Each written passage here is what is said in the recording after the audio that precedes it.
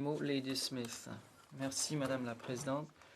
C'est un honneur pour moi d'être ici sur le territoire du peuple algonquin Anishinaabe pour représenter mes concitoyens de Nanaimo, Ladysmith et les Verts de partout au Canada. Il y a un certain nombre de choses dans le discours du trône que je suis heureux d'entendre. En fait, certaines parties ressemblent beaucoup au programme du Parti Vert que j'ai présenté en 2015 et 2019. Il y a aussi certaines parties qui font écho à la feuille de route du Parti vert pour la reprise économique après la pandémie, intitulée Réinventer notre avenir. Ce qui manque dans le discours du trône, ce sont des plans d'action audacieux. Pour citer notre nouvelle chef du Parti vert, Annamie Paul, les platitudes ne constituent pas un plan.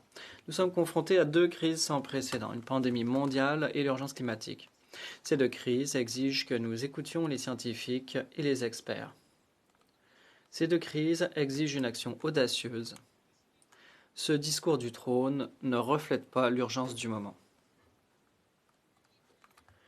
Nous entendons sans cesse dire que nous sommes tous dans le même bateau, mais cette pandémie a mis à nu les inégalités au Canada. Les personnes les plus touchées par la pandémie sont les personnes âgées, les femmes, les personnes de couleur, les autochtones, les personnes handicapées et les travailleurs à faible revenu. Dans le même temps, les Canadiens les plus riches ont gagné de l'argent à tour de bras. Les 20 personnes les plus riches au Canada ont augmenté leur richesse de 37 milliards au cours des 6 premiers mois de la pandémie. Il est donc temps de mettre en place un impôt sur la fortune dans ce pays. Il est temps que les riches payent enfin leur juste part pour les services publics sur lesquels comptent leurs entreprises et leurs employés. Il est temps que les géants de l'Internet et que les multinationales qui font des affaires au Canada paient également leur juste part d'impôts. Les PME canadiennes souffrent des retombées économiques de la pandémie. Les secteurs du voyage, du tourisme, de l'hôtellerie et du divertissement, en particulier, ont besoin d'aides supplémentaires pour pouvoir survivre. Le secteur des OSBL fournit des services essentiels aux Canadiens, surtout en ce moment. Ce secteur a lui aussi besoin d'une aide supplémentaire ciblée. Les petites et moyennes entreprises sont le moteur de l'économie canadienne et emploient près de 90% des travailleurs du secteur privé canadien. Ces entreprises ont besoin de soutien pour traverser la deuxième vague de la pandémie. Nous devons mieux prendre soin les uns des autres. Nous sommes le seul pays du monde à offrir des soins de santé universels, mais pas d'assurance médicaments universelle. Il en est question dans le discours du trône, mais nous l'avons déjà entendu par le passé et n'avons rien vu de concret. L'assurance médicaments universelle permettra d'économiser des milliards en coûts de santé inutiles, en garantissant que les gens disposent des médicaments dont ils ont besoin. Il nous faut aussi un programme universel de soins dentaires pour compléter notre système de santé universel. Cela aussi nous permettra d'économiser des milliards en coûts de santé inutiles. Une obturation à 90 $ aujourd'hui peut éviter une opération cardiaque de 10 000 $ à l'avenir. Notre plan de relance doit se concentrer sur l'aide consentie aux femmes et aux familles. Le Canada a besoin de toute urgence d'un programme universel de garde d'enfants pour permettre à un plus grand nombre de femmes de retourner sur le marché du travail. Des milliers de gens partout au pays sont sans abri ou risquent de le devenir. Il est plus important que jamais que le gouvernement fédéral investisse dans le logement abordable, en particulier dans les coopératives de logement appartenant à la collectivité. Les annonces concernant les programmes de logement semblent bonnes, mais ce financement doit être versé immédiatement. Nous avons aussi une crise des opioïdes au pays. Des milliers de personnes sont mortes d'un empoisonnement. La toxicomanie est un problème sanitaire et social. Nos responsables de la santé publique nous disent de suivre des solutions fondées sur des preuves pour faire face à cette crise. Nous devons donc les écouter. Le Parti vert réclame une stratégie nationale pour les personnes aînées, comprenant des normes nationales pour les CHSLD et de l'aide supplémentaire pour les gens qui y travaillent, afin que les gens puissent vieillir sur place. Les personnes âgées méritent un complément de la sécurité de la vieillesse et du supplément de revenu garanti pour les aider à joindre les deux bouts. De nombreuses personnes handicapées, en outre, attendent depuis longtemps les prestations et les protections dont elles ont besoin. Le paiement unique de soutien dans le cas de la COVID-19 pour les personnes handicapées a été annoncé 3 mois après le début de la pandémie. Près de 4 mois plus tard, ces paiements n'ont toujours pas été versés. Les personnes handicapées en ont assez d'attendre et d'être laissées pour compte. On nous dit que les chèques doivent être envoyés plus tard, à la fin du mois.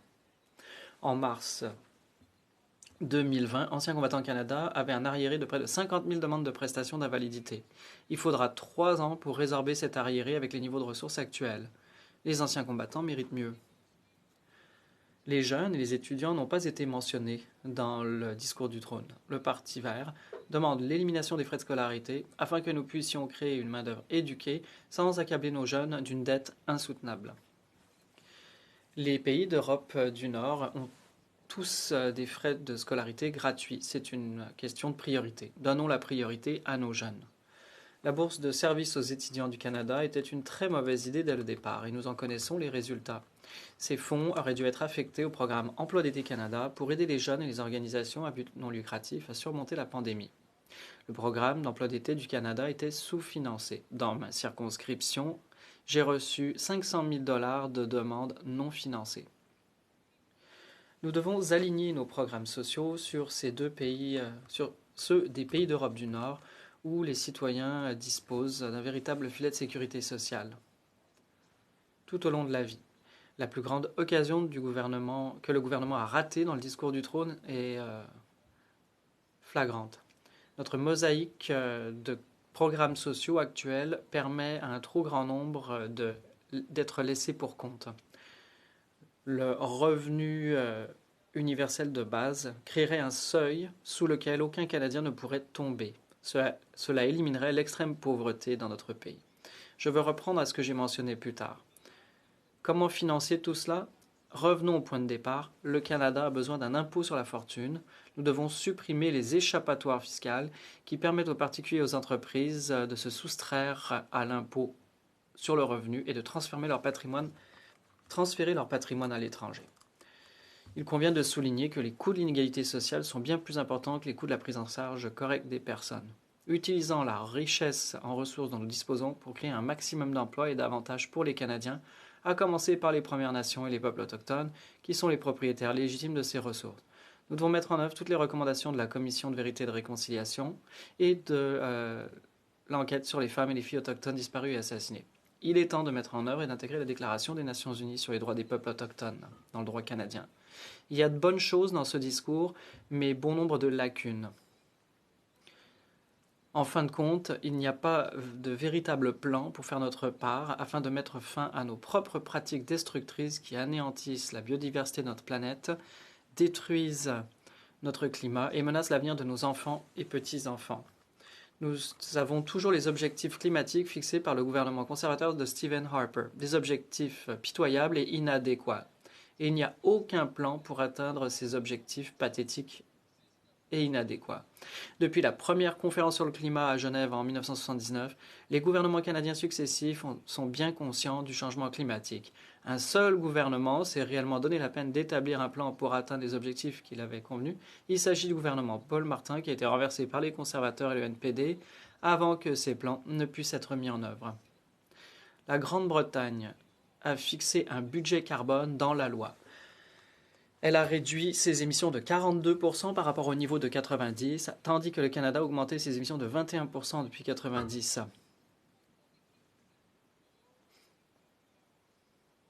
Le Canada, en revanche, a augmenté ses émissions. Le Canada est un pays qui ne fait rien pour le climat. Je ne voterai donc pas pour un discours du trône qui n'inclut pas les objectifs qu'exigent les scientifiques et un véritable plan d'action pour atteindre ces objectifs et résoudre la crise à laquelle nous sommes confrontés.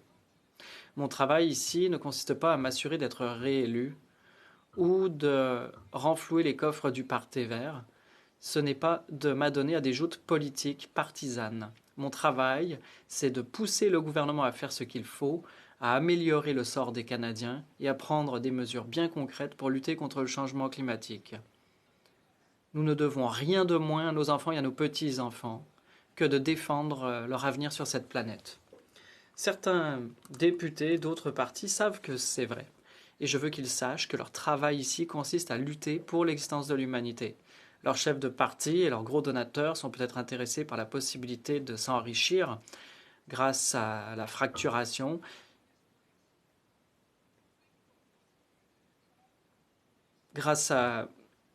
au fractionnement du revenu, mais ils doivent se demander quel est leur but sur cette planète en ce moment, en ce lieu. Ils doivent regarder au fond de leur conscience, penser à ces moments de leur enfance où ils ont vu un monde plein de merveilles et de possibilités. Il est temps pour nous de relever le défi et de faire mieux. Je voterai donc contre. Question, commentaire, honorable député de St. Catharines. Merci, Madame la Présidente. Je remercie le député de son discours passionné. Il a mentionné l'assurance médicaments universelle qui est un pan important du discours du trône.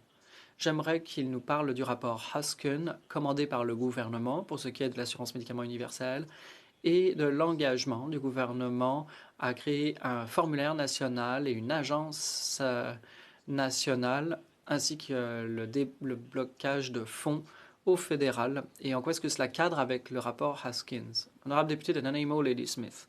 Merci Madame la Présidente. Je suis d'accord avec les recommandations du rapport Haskins qui demande aussi la mise en place d'un système d'assurance médicaments universel à payeur unique. Et nous devons le faire parce qu'il y a des gens au pays qui doivent prendre des médicaments fort coûteux, qui sont atteints de maladies rares et qui ont besoin d'aide. Il y a des aînés qui doivent se procurer des médicaments aussi extrêmement coûteux. Lorsque les gens ne sont pas en mesure de subvenir à leurs besoins médicaux, ils finissent à l'urgence et coûtent beaucoup plus cher au système de la santé. Alors, mettons en œuvre ces recommandations. Member for New Brunswick Southwest. Le député du New Brunswick. Le député veut mettre à profit les richesses du secteur des ressources énergétiques. Pourtant, on veut fermer le secteur des hydrocarbures. On veut faire des économies en s'attaquant à l'évitement fiscal, mais les gens font de l'évitement fiscal lorsque les taxes sont trop élevées. Voici ce qu'a dit M. Mark Milkey. Si vous gagnez plus de 50 000 $, vous payez 21% d'impôt sur le revenu. Si vous gagnez 5 200, c'est 23% des gens payent 35% de leurs revenus.